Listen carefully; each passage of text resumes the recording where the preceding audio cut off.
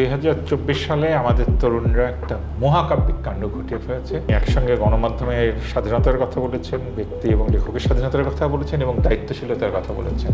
আমরা দুটোই চাই, যে বিনা বিচারে মানুষকে মেরে ফেলে দেওয়া হয় এবং তখন একটা প্রেস বিজ্ঞপ্তি দেওয়া হয় যে ক্রস ফায়ারে পড়ে লোকটা মারা গেছে। খুবই মর্মাহত হই। এই বইটা কিন্তু গত বছর অনেক বিক্রি হয়েছে, অনেক রিভিউ হয়েছে।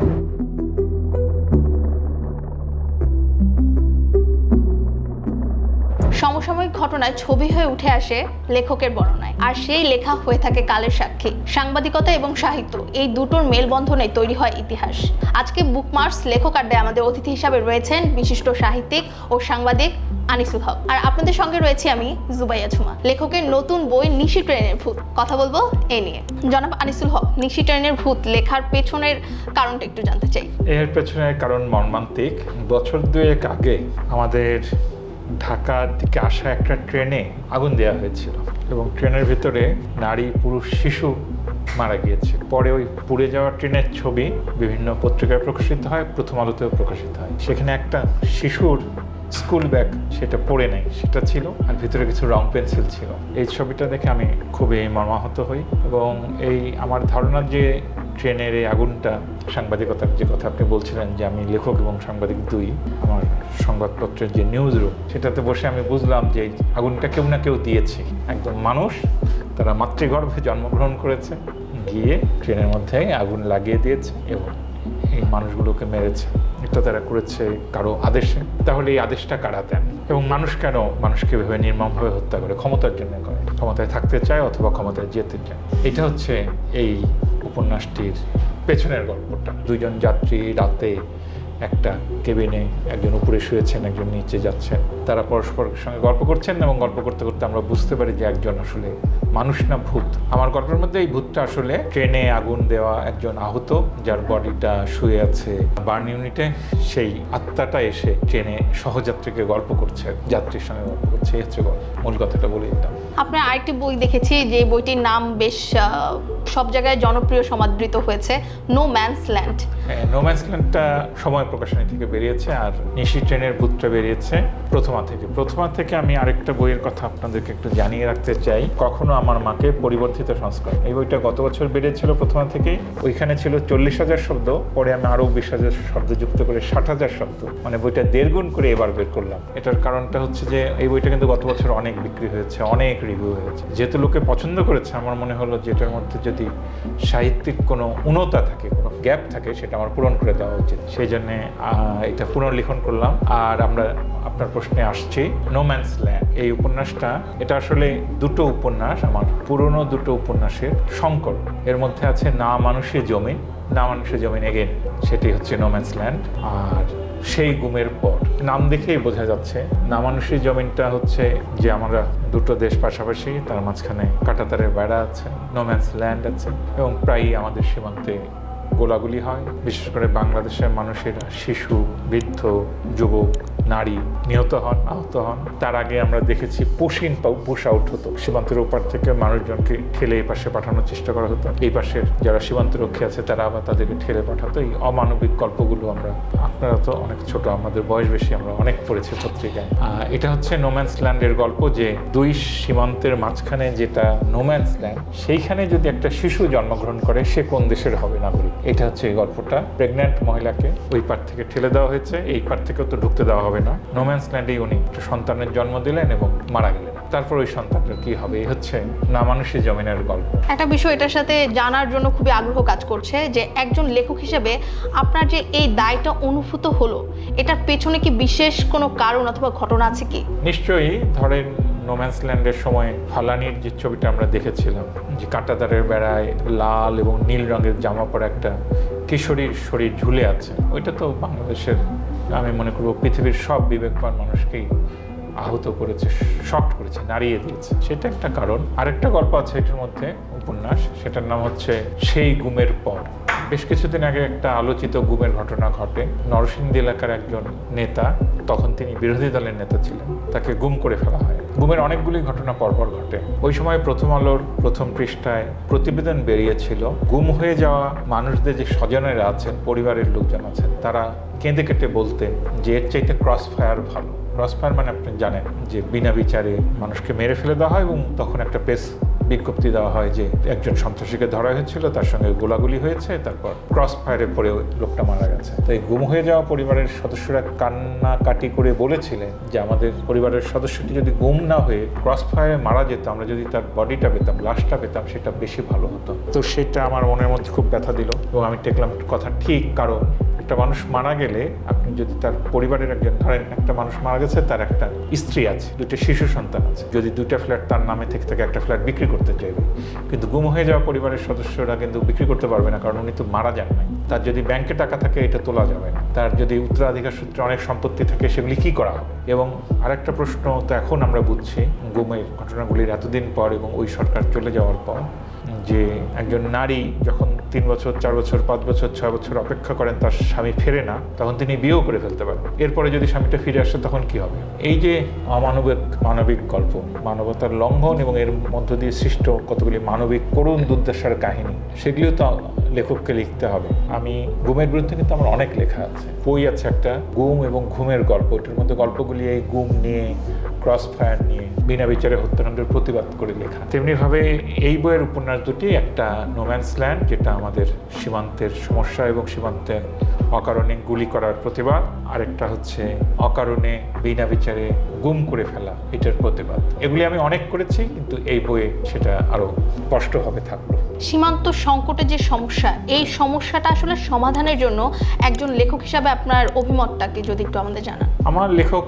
হিসেবে অভিমত হবে যে মানুষ আরো মানবিক হয়ে উঠুক। যে মানুষেরা ক্ষমতায় থাকেন, রাষ্ট্রগুলিকে চালান, তারা মানবিকতা থেকে দূরে থাকেন, তারা মানুষ, এই পৃথিবীটা যে মানুষের, এই কথাটা ভুলে যান। তারা মনে করেন যে এই সীমান্ত কাটাতার বিভেদ এগুলি বেশি সত্য, এগুলি বেশি সত্য নয়। আমাদের প্রফেসর ইউনুস বলেছিলেন যে যারা সীমান্তে যায় এপার ওপার, কারণ এটা একই দেশ ছিল, এমন বহু পরিবার আছে তাদের একটা রান্নাঘরটা পড়েছে এই পারে, শোয়ার ঘরটা পড়েছে এই পারে, এই সীমান্ত আসা যাওয়া হবেই। যারা যায় তারা সাধারণ মানুষ, গরিব মানুষ, তাদের আত্মীয় স্বজন আছে বলেই সীমান্ত পার হওয়ার চেষ্টা করে। এদেরকে গুলি করার তো কোনো দরকার পড়ে না, আপনি ধরেন, ধরে অ্যারেস্ট করেন, করে ফেরত পাঠিয়ে দেন, শাস্তি দেন, জেলে রাখেন, গুলি করেন কেন? তো আপনি বলছেন আমার অভিমত কি? আমার অভিমত হচ্ছে রাষ্ট্রে একদিন আমাদের পাঠকেরাও হয়তো ক্ষমতায় যায়, তখন যেন তারা এই মানবিক আবেদনটা ভুলে না যায়। আমার অভিজ্ঞতা হলো যে যায় লঙ্কায় সেই হয় রাবণ। আমাদের বন্ধুবান্ধবরা যারা এখন টেবিলের ওই পারে বসছেন, যখন এই পারে ছিলেন তখন তাদের আচরণ একরকম ছিল,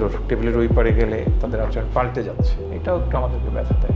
সাহিত্য এবং সাংবাদিকতাকে এর মধ্যে পার্থক্য কি এবং মিল কোথায়? আমার মনে হয় আপনি জানেন, এবং আমার পাঠকেরা আমাকে যারা অনুসরণ করেন, ফলো করেন, তারা জানেন যে আমার একজন প্রিয় লেখক আছেন গাব্রিয়েল গার্সিয়া মার্কেজ। উনি নোবেল পুরস্কার পেয়েছিলেন। তার বিখ্যাত উপন্যাস হচ্ছে 100 Years of Solitude। তো আমি ওর জীবনী, ওর সাক্ষাৎকার, ওর লেখার প্রবন্ধ নিবন্ধ অনেক পড়েছি। তো গাব্রিয়েল গার্সিয়া মার্কেজ এক সাক্ষাৎকারে বলেছেন যে আপনি যখন সাংবাদিকতার একটা লেখা লেখেন, তখন যদি একটা বাক্য মিথ্যা কথা লেখেন তাহলে পুরো লেখাটা নষ্ট হয়ে যায়। আর আপনি যখন উপন্যাস লেখেন, তখন যদি একটা বাক্য লেখেন যেটা ঘটনার বিবরণ সত্য, বস্তুনিষ্ঠ, তখন পুরো লেখাটা বস্তুনিষ্ঠতার উপরে দাঁড়ায়। মানে আমি আপনাকে বলি উদাহরণ দিয়ে, আমার নিজের লেখা থেকে দিই উদাহরণটা, যে আমার একটা লেখা উপন্যাস হচ্ছে মা।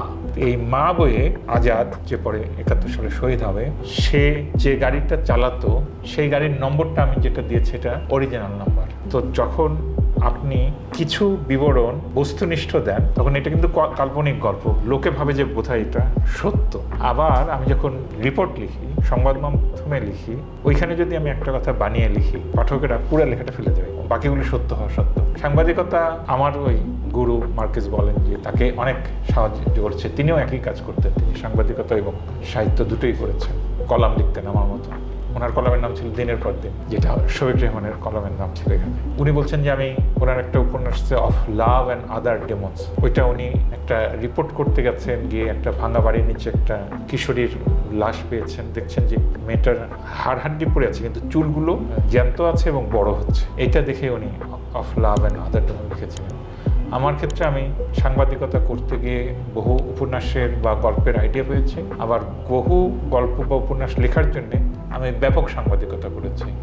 আমি কুড়িগ্রামের চর নিয়ে, তাদের চরের মধ্যে বন্যা এবং দুর্ভিক্ষ নিয়ে যখন লিখেছি, আমি কুড়িগ্রামের চরে চলে গেছি, সেখানকার জীবন দেখেছি, দেখে সেই উপন্যাসটা লিখেছি। মা উপন্যাস লেখার জন্য আমাকে অন্তত 25 জনের সাক্ষাৎকার নিতে হয়েছে, আমি নিয়েছি, এগুলি আমি করি। আলো অন্ধকারে যাই না আমার একটা উপন্যাস আছে, যেখানে দৃষ্টি প্রতিবন্ধী ছেলেরা যে ঢাকা বিশ্ববিদ্যালয়ে পড়ে, ওরা কিভাবে পড়ে, বের পদ্ধতিটা কি, ওদের যে ছোটবেলায় হোস্টেলে থাকতো, সেই হোস্টেলে গিয়ে আমি দেখে এসেছি সব দৃষ্টি প্রতিবন্ধী শিশুরা কিভাবে দোতলা খাটে থাকে, কিভাবে নিজের প্লেটটা নিজে বাছাই করে নিয়ে গিয়ে খাচ্ছে, এগুলো আমি দেখে এসে তারপরে লিখেছি। কাজেই সাংবাদিকতা এবং সাহিত্য আমার জন্য জীবনে মিলেমিশে আছে। লেখকদের দায়বদ্ধতাকে কিভাবে আপনি ডিফাইন করবেন? লেখকের দায়বদ্ধতা হওয়া উচিত শিল্পের প্রতি। আবার আমি আমার প্রিয় লেখক গাব্রিয়েল গার্সিয়া মার্কেজের উদাহরণ দিব। উনি বলেছেন যে, আমার প্রগতিশীল বন্ধুদেরকে আমি বলি, সবচেয়ে বড় প্রগতিশীলতা হলো ভালো লেখা। ভালো যদি আপনি লেখেন, এইটাই দায়বদ্ধতা। একটা গোলাপ ফুল ফোটালে ওই গোলাপ ফুল কিন্তু বলে না যে তুমি স্বৈরাচারের বিরুদ্ধে দাঁড়াও বা তুমি বিভেদ দূর করো। তবু ওই গোলাপ ফুলটাই একটা স্টেটমেন্ট, একটা বিবৃতি, কারণ ও সৌন্দর্য সৃষ্টি করে, ও সুগন্ধ সৃষ্টি করে, ওইটা মানুষের মনকে পরিশুদ্ধ করে, তখন ওই মানুষটা ভালো কাজ করবে, এটা আমরা আশা করি। 24-এর চেতনা নিয়ে জানতে চাই। আপনার লেখায়, প্রত্যেকটা লেখার মধ্যে আমরা দেখি তরুণরা ফোকাসে থাকে, তো এই তরুণদের জন্য আপনার কোনো বার্তা আছে কিনা? 2024 সালে আমাদের তরুণরা একটা মহাকাব্যিক কাণ্ড ঘটিয়ে ফেলেছে। এত বড় লড়াই এর আগে কখনো হয়নি। 1971 সালে হয়েছিল। এরপরে গ্রামে গঞ্জে, উপজেলা শহরগুলিতে সব ছাত্ররা বেরিয়ে এসেছিল। এমনকি আমি দেখেছি ওই সরকারের সমর্থক বা এমনকি এমপি মন্ত্রী, তাদের বাসায় যে ছেলে মেয়েগুলি ছিল, নাতি নাতনিরা ছিল, তারা রাস্তায় এসে আন্দোলন করেছে। এইরকম আন্দোলন হয়েছে। কোনো শিশু কিশোর তরুণ ঘরে ছিল না, অথবা ঘরে থাকলেও সে মনে মনে ওই আন্দোলনে যুক্ত হয়েছে। তো এই আন্দোলনটা শুরু হয়েছিল কোটার বিরুদ্ধে, বিভেদের বিরুদ্ধে, বৈষম্যের বিরুদ্ধে। সেই চেতনাটা যেন অব্যাহত থাকে। আমরা একটা অন্তর্ভুক্তিমূলক সমাজ চাই, রাষ্ট্র চাই, যেখানে কোনো রকম বৈষম্য করা যাবে না, কোনো রকম কোটা করা যাবে না। আবার যারা ক্ষমতায় এসেছেন, ভবিষ্যতে আসবেন, তারা যেন এসে আবার নতুন করে নতুন কোটা প্রবর্তন না করেন, নতুন করে বৈষম্য না করেন। দেয়ালের মধ্যে যে লেখাগুলি আছে, ওগুলির দিকে যদি আমরা গ্রাফিতিগুলির দিকে তাকাই, আমরা বাণীটা পেয়ে যাব। তারা বলছেন যে এই গাছের কোনো পাতাই ছেঁড়া যাবে না। সেই গাছটা কি? বাংলাদেশ। বাংলাদেশের পাতাগুলি কি? হিন্দু, মুসলিম, বৌদ্ধ, খ্রিস্টান এবং আমাদের যে চাকমা, মারমা, সাঁওতাল যারা আছেন, সবাইকে নিয়ে এই দেশ। সবাই আমরা সমান অধিকার ভোগ করবো, সব ভাষাকেই আমরা সম্মান জানাবো, সব ধর্মকে আমরা সম্মান জানাবো। সেরকম একটা সুন্দর দেশের স্বপ্নে এত মানুষ প্রাণ দিয়েছে, হাজার হাজার মানুষ প্রাণ দিয়েছে, হাজার হাজার মানুষ আহত হয়েছে, চক্ষু হারিয়েছে, চিরস্থায়ী পঙ্গুত্ব বরণ করেছে। বীরের রক্তস্রোত, মায়ের অশ্রুধারা, তা যেন ধরার ধুলায় হারিয়ে না যায়। গণমাধ্যম লেখকের স্বাধীনতা, এই দায়িত্বশীলতাকে আপনি লেখক হিসাবে কিভাবে মূল্যায়ন করবেন? আমি বুঝতে পেরেছি আপনি একটা বেশ জটিল প্রশ্ন করেছেন। আপনি একসঙ্গে গণমাধ্যমের স্বাধীনতার কথা বলেছেন, ব্যক্তি এবং লেখকের স্বাধীনতার কথা বলেছেন, এবং দায়িত্বশীলতার কথা বলেছেন। আমরা দুটোই চাই। আমরা চাই আমাদের গণমাধ্যম প্রকৃতপক্ষে স্বাধীন হবে, একদম এই স্বাধীনতা অনন্ত, শর্তহীন। আমরা চাই আমাদের লেখকরা প্রাণ খুলে লিখবেন, মনের কথা সব লিখবেন, এটাও শর্তহীন। কিন্তু দায়িত্বের কথাটা এসেই যায়, কারণ লেখার মাধ্যমে কিন্তু তৃতীয় বিশ্বযুদ্ধ ঘটিয়ে দেওয়া সম্ভব। লেখার মাধ্যমে মানুষকে উস্কানি দিয়ে আগুন জ্বালানো সম্ভব, যে আগুনে সমাজ, রাষ্ট্র পুড়ে ছারখার হয়ে যাবে, এটা সম্ভব। মানুষ, শিশু মারা যাবে। কাজে এই দায়িত্বশীলতার কথাটা আমাদের মনে রাখতে হবে। কিন্তু এই দায়িত্বশীলতাটা আমাকে বোধ করতে হবে, ব্যক্তিকে, যিনি লিখবেন তাকে। সেটা যেন আমাদের ক্ষমতাসীনরা, রাষ্ট্রের পক্ষের লোকেরা আমাদেরকে বোঝাতে না আসেন। আমরা তাদের কাছ থেকে কোনো উপদেশ চাই না। আমার উপদেশ আমি নিজে দেব। লেখক আড্ডায় বুকমার্কসের পক্ষ থেকে আপনাকে অসংখ্য ধন্যবাদ। দর্শক, আজকের এপিসোড এতটুকুই। ফিরবো নতুন কোনো লেখকের সঙ্গে। সে পর্যন্ত ভালো থাকুন, সুস্থ থাকুন, চোখ রাখুন বুকমার্কস লেখক আড্ডায়।